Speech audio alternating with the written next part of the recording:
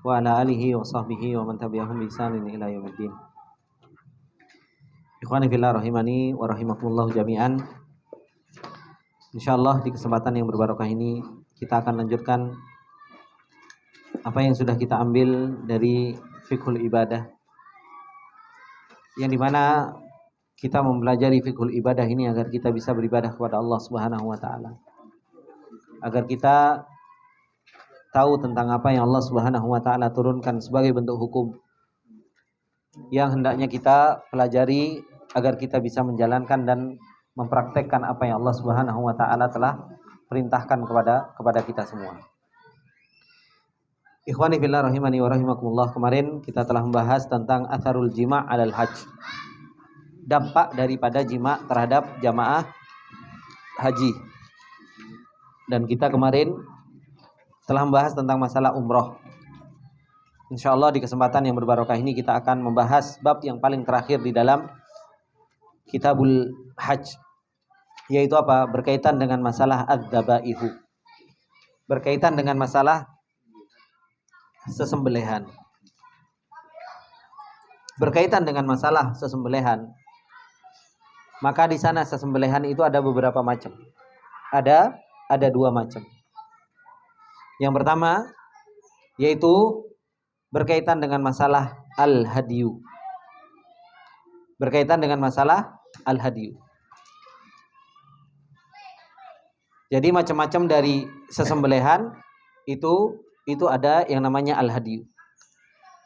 Kemudian yang kedua al-fidyah.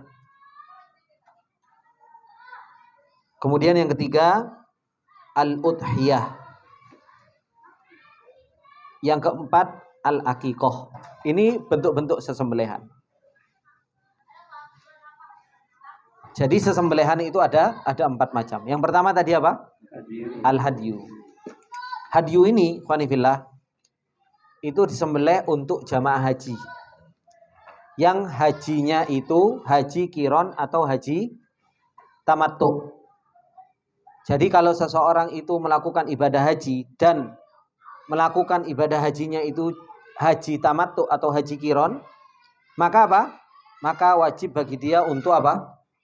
Untuk hadyu, yaitu menyembelih sesembelihan di kota Mekah, kemudian apa? Kemudian diberikan kepada orang-orang yang ada di kota Mekah tersebut. Kemudian al-fidyah. Fidyah ini adalah merupakan sebuah sembelihan yang dimana ini karena sebab seseorang itu melakukan sebuah pelanggaran atau meninggalkan sesuatu yang wajib, itu disebut dengan fidyah. Dengan fidyah. Jadi seseorang dia meninggalkan sesuatu yang wajib ketika melakukan ibadah haji, maka wajib bagi dia untuk membayar fidyah, atau kalau bahasa kita dam. Atau kalau bahasa yang lebih mudah yaitu dam. Maka itu adalah merupakan sesembelihan fidyah yang disembelih di kota Mekah dan dibagikan kepada fuqara Mekah. Kemudian di sana ada sesembelihan yang disebut dengan al-udhiyah, dan ini antum semua lakukan insyaallah. Apa? Kurban. Al-udhiyah. Kita berbicara tentang masalah hewan kurban. Di sana ada jenisnya. Apa jenisnya? Hewan kurban itu bisa ibil. Apa ibil? Onta. Orang itu berkorban bisa bakor, sapi. Dan orang itu bisa berkurban dengan apa? Dengan gonam, kambing. Apa hukumnya kurban? Apa hukumnya? Hukumnya kurban?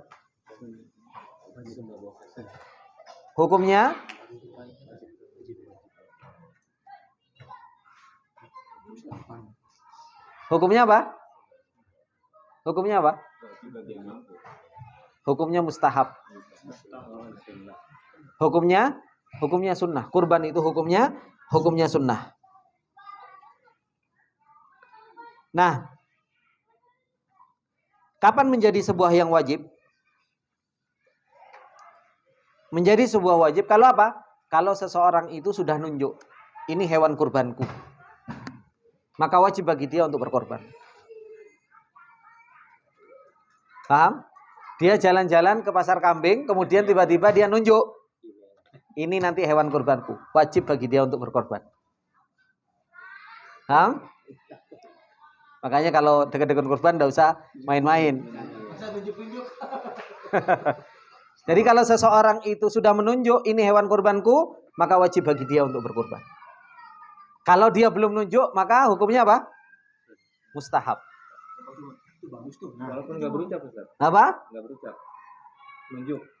Itu tuh bagus tuh. Nah, itu bagus tuh. Kalau dia yang namanya ta'yin itu berucap. Jadi kalau dia sudah ini hewan kurbanku, atau ini yang mengisyaratkan bahwasanya dia mau hewan berkorban dengan hal itu, maka wajib bagi dia untuk berkorban dengan hal itu. Nah, jadi hukumnya mustahab.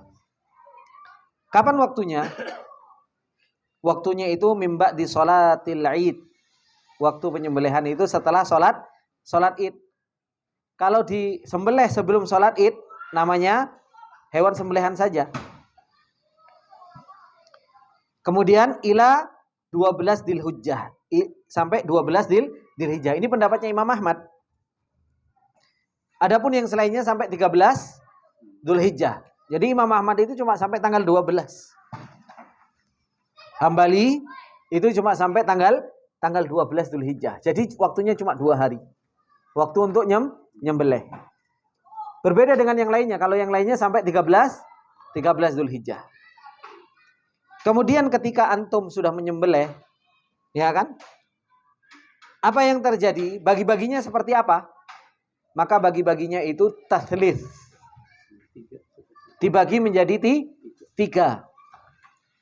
Sepertiga untuk makan. Sepertiga untuk hadiah.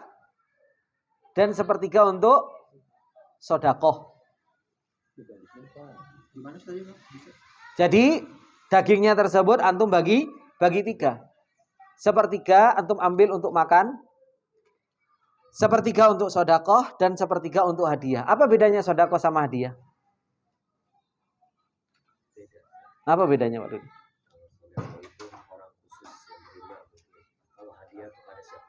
Iya. Kalau hadiah diberikan kepada siapa saja boleh, mau kaya, mau miskin, mau apa dan sebagainya boleh. Tapi kalau sedekah diberikan kepada orang-orang yang mereka apa? Membutuhkan, fuqara. Diberikan kepada fuqara. Ini yang berkaitan dengan masalah apa? Udhiyah, kambing. Berkaitan dengan masalah apa? Berkaitan dengan masalah hewan kurban. Sekarang unta. Berapa sih umurnya kalau antum mau berkurban unta itu? Berapa umurnya untanya? Minimal berapa? 2 tahun, 4 tahun, 10 tahun. Nah, kalau nggak tahu bilang aja ladri. Ngarang semuanya. Kalau unta itu umurnya 5 tahun. Minimal. Iya. Kalau bakor, kalau sapi berapa? 2 tahun. Kalau sapi itu 2 tahun. Kemudian kalau kambing berapa tahun? Berapa Pak? Setahun. Ada khilaf? Hah? Dibedakan antara domba sama mbek kacang. Mbek kacang, mbek Jawa. Nah, kalau mbek Jawa itu setahun. Tahu ya mbek kacang ya? Prengus. Hah? Nah, itu namanya prengus, itu umurnya setahun minimal. Kalau domba itu 6 bulan. Jadi kalau antum mau nyembelih domba, ya umurnya 6 bulan minimal. Tapi kalau mbek kacang, prengus, maka 1 tahun. Itu umur mujzi.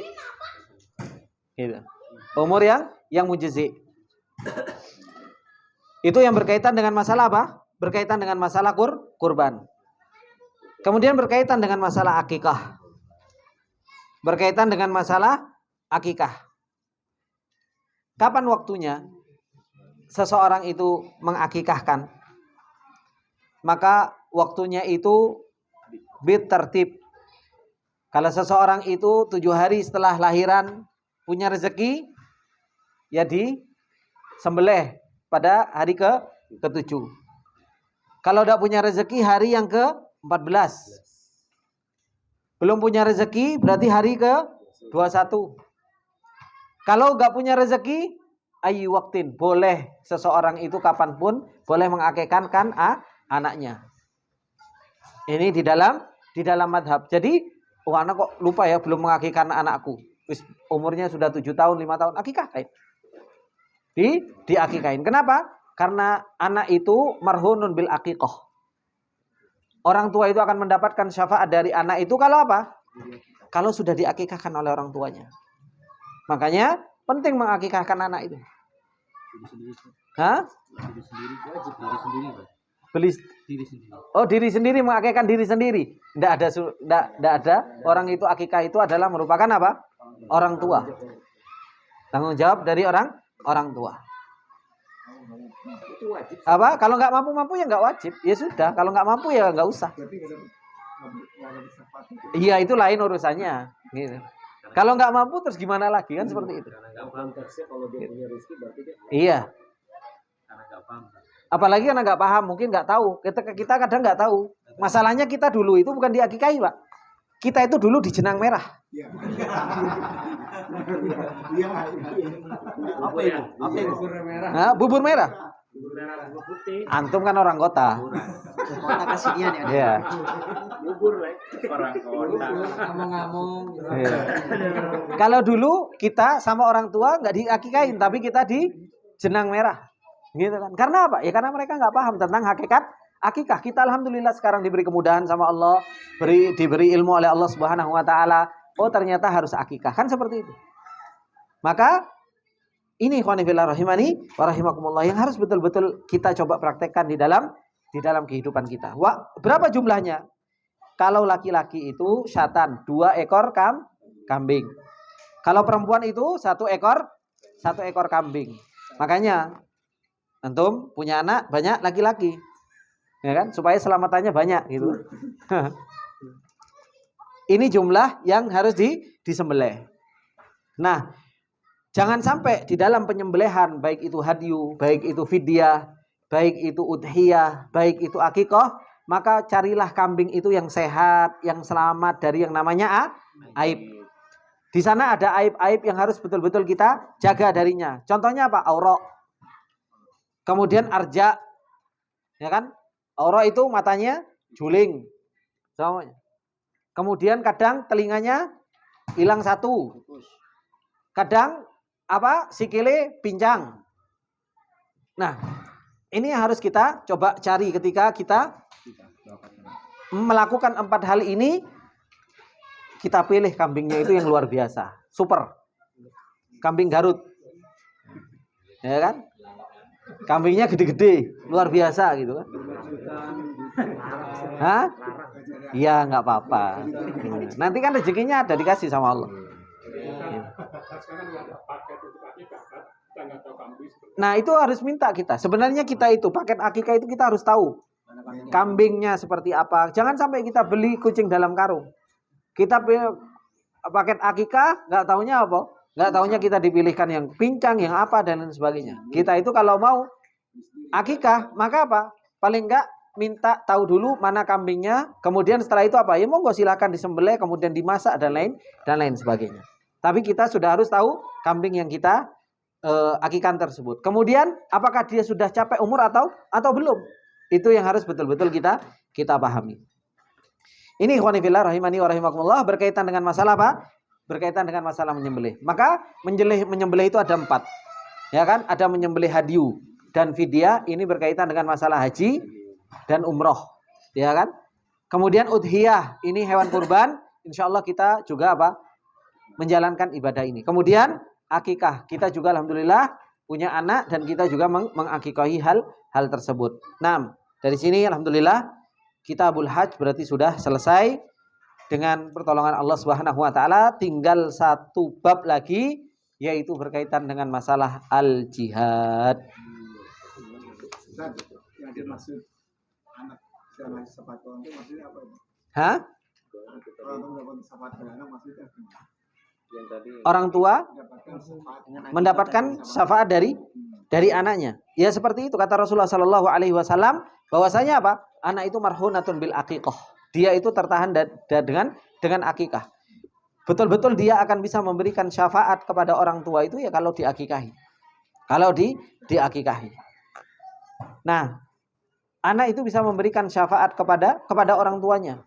Tapi di dalam hadis yang lain, Rasulullah Shallallahu Alaihi Wasallam ketika ditanya sama Abu Hurairah, ya Rasulullah, man as'adun nas bi syafaatika. Siapa orang yang paling berhak untuk mendapatkan syafaat? Apa kata Rasulullah Shallallahu Alaihi Wasallam?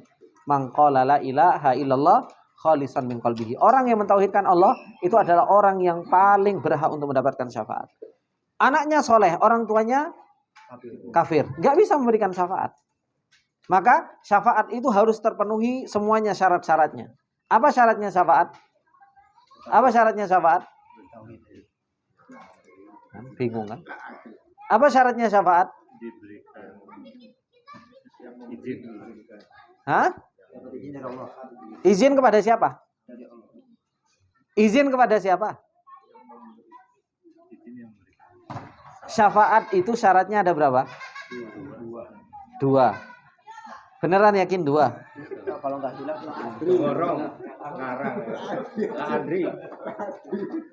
syarat syafaat itu ada dua. Yaitu apa? Al-idhn. Izin dari Allah kepada siapa? Kepada orang yang memberikan syafaat. Untuk dia memberikan syafaat. Kemudian yang kedua apa? Ridho. Ridho Allah kepada orang yang diberi syafaat. Kalau Allah nggak ridho kepada orang yang diberi syafaat, ya nggak bisa. Makanya apa? Syafaat itu harus terpenuhi dua hal itu. Makanya Allah Subhanahu wa taala mengatakan wa kam mim malakin fis samawati wal ardi la tughni syafa'atuhum syai'a illa min ba'di ayyadhanallahu liman yasha'u wa yardah. Langsung disebutkan dua syarat tersebut sama Allah. Betapa banyak malaikat di langit dan di bumi kata Allah. Tapi apa? La tughni syafa'atuhum syai'a. Enggak bisa memberikan syafaat sedikit pun. Sampai kapan? Illa min ba'di ayyadhanallahu, kecuali setelah diberi izin sama Allah. Kemudian apa? Diridhoi sama Allah Subhanahu wa taala. Orang yang diberikan syafaat. Makanya Rasulullah Shallallahu Alaihi Wasallam, antum kalau baca syafaatul uzma itu, bagaimana keagungan Allah Subhanahu Wa Taala. Syafaatul uzma itu, Rasulullah Shallallahu Alaihi Wasallam itu sudah dipersiapkan sama Allah untuk memberikan syafaat. Makanya Allah Subhanahu Wa Taala mengatakan fatahajjat bihi nafilatan laka asa ataka rabbuka maqama mahmuda. Maqama mahmuda itu kan syafaatul uzma. Itu Rasulullah sudah disiapkan sama Allah untuk bisa memberikan syafaatul uzma. Tapi bersamaan dengan itu, apa yang terjadi? Rasulullah Shallallahu Alaihi Wasallam ketika syafaatul uzma sujud, berdiri, pingsan, sujud, berdiri, pingsan. Kenapa? Saking hebatnya Allah ketika itu. Para anbiya saja tidak kuat. Saking keagungan Allah, kebesaran Allah dan lain sebagainya. Coba antum perhatikan hadis itu, luar biasa itu. Para malaikat para anbiya cuma mengatakan nafsi-nafsi. Sudah sendiri-sendiri. Tidak bisa. Itu orang-orang yang soleh, orang-orang yang hebat dan lain sebagainya. Makanya gak heran ketika pada hari kiamat orang itu yauma yafirrul mar'u min akhi wa ummihi wa abihi wa sahibatihi wa bani. Likulli imri'in minhum yauma idzin sya'nun. Kenapa? Para anbiya saja sampai mengatakan nafsi-nafsi. Saking agungnya Allah, besarnya Allah, kerajaan Allah yang begitu luar biasa. Limanil mulkul yaum lillahil wahidil qahhar. Maka itulah kenapa kok kita harus punya iman, masing-masing harus punya iman. Ini adalah merupakan karya yang nggak bisa diserahkan kepada yang lainnya, nggak bisa ditaukil kepada yang lain. Harus betul-betul kita sendiri yang punya apa? Yang punya karya tersebut. Mau anak kita sayangi, kalau dia nggak punya karya sendiri ya nggak bisa. Mau istri kita ya nggak bisa.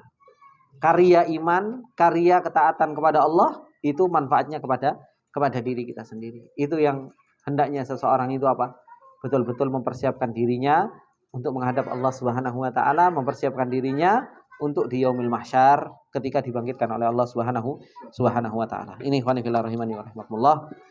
insyaallah kita cukupkan sampai sini, dan insyaallah di kesempatan yang akan datang insyaallah kita akan kembali belajar.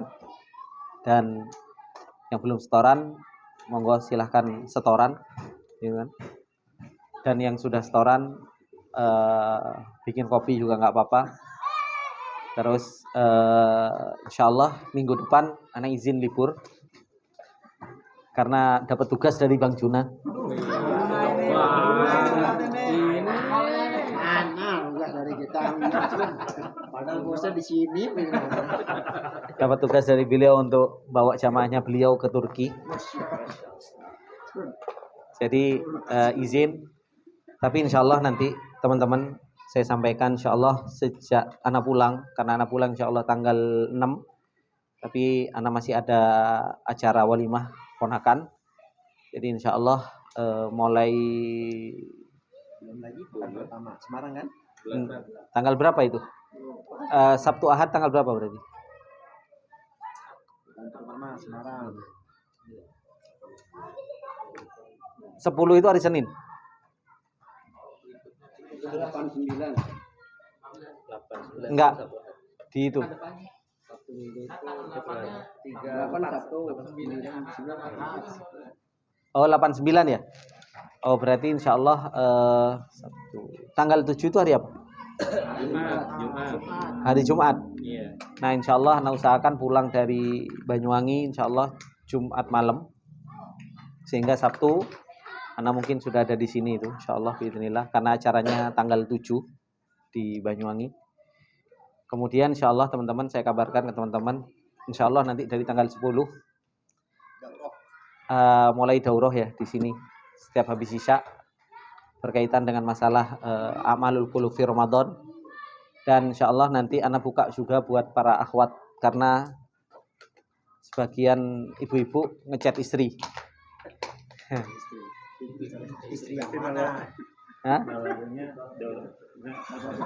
Oh iya, maksudnya di situ nanti saya akan belikan hijab satu kotak ini, dan nanti di situ di hijab yang sebelah situ untuk toilet perempuan. Jadi sebagian ibu-ibu kemarin istri ngomong ada sebagian yang pengen ikut, sehingga saya juga nggak bisa mendolimi mereka. Jadi saya kasih hijab insyaallah nanti saya akan pesankan